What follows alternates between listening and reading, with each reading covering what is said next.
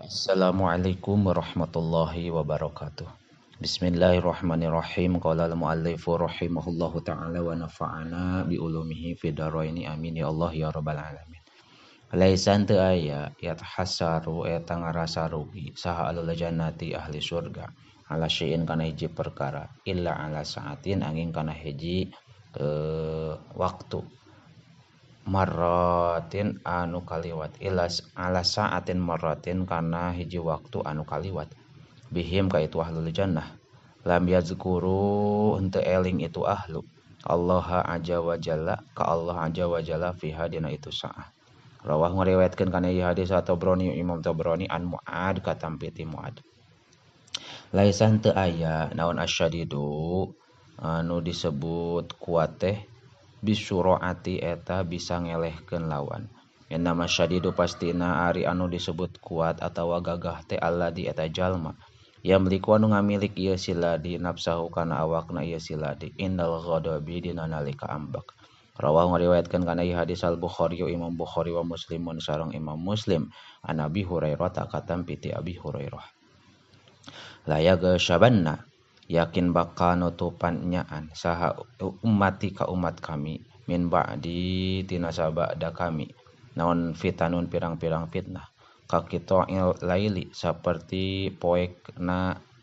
peuting yusbihu anu isuk-isuk sarojulu hiji lalaki fi hadina itu waktu mukminan eta jadi mukmin wa yumsi sareng dina pasosorena itu si rajul kafiron eta kafir yabi'u ngajual saha aqwamun pirang-pirang kaum dinahum kana agamana ieu si kaum bi'arodin kana harta banda mina dunya anu tetep dina dunya qalilin anu saeutik rawahu ngariwayatkeun kana ieu hadis al Hakim Imam Hakim ane Ibnu Umar katampi ti Ibnu Umar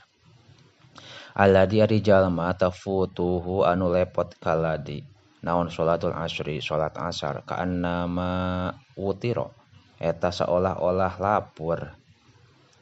naon ahluhu ahlina itu ladi wa maluhu sareng hartana itu ladi rawahu ngariwayatkeun kana ieu hadis saha asy-Syekhani Bukhari Muslim alladzi ari jalma yahnuku anu nyekek itu ladi nafsahu kana awakna ladi yahnukuha eta bakal nyekek ladi fin kana nafsu finari dina naraka waladi sareng ari jalma yat anuha anu nojos ladi kana itu nafsu yat anuha eta bakal nojos itu ladi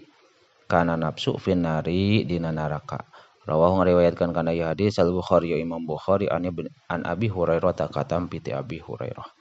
alailu ari peuting wa naharu sareng beurang mati yatani eta lir tutup-tutup duanana parkabu huma maka kudu mati yatani eta lir tutumpakan duanana parkabu huma maka kudu numpakan aranjeun kana itu lail sareng nahar balagon halana anu nganepikeun ilal akhirati ka akhirat rawahu ngariwayatkeun kana ieu hadis Ibnu Adi an Ibnu Abbasin katampi ti Ibnu Abbas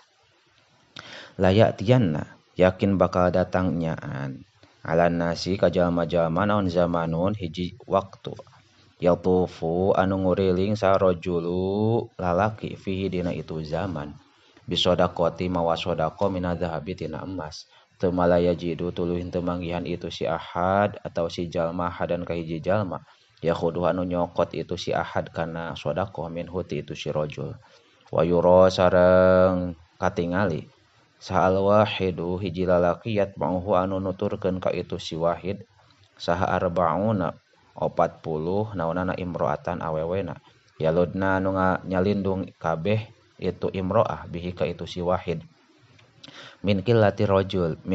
rijal tina saeutikna pirang-pirang lalaki wa kathratin nisa'i jeung lobana pirang-pirang awewe rawahu ngariwayatkeun kana ieu hadis Syekhani Bukhari Muslim harpul mimi ari ieu eta huruf mim ma uzamzama ari cai jam-jam lima eta pikeun perkara syuriba anu diinum lahu naon lahu itu emak saha man jalma syaribahu anu nginum man kana maun lima rodin karena gering syafahu makanya baka syapahu maka ngawaraskeun atawa nyageurkeun ka itu eman sallallahu Gusti Allah. Awali ju'in atawa karena lapar asba'ahu maka ngawaregkeun ka eman sallallahu Gusti Allah. Awali hajatin atawa karena aya pangabutuh qadha maka nyumponan kana itu hajah sallallahu Gusti Allah. Mau zam-zama ari cai jam-jam syifaun eta jadi ubar min kulli dain tina sakur-sakur panyakit.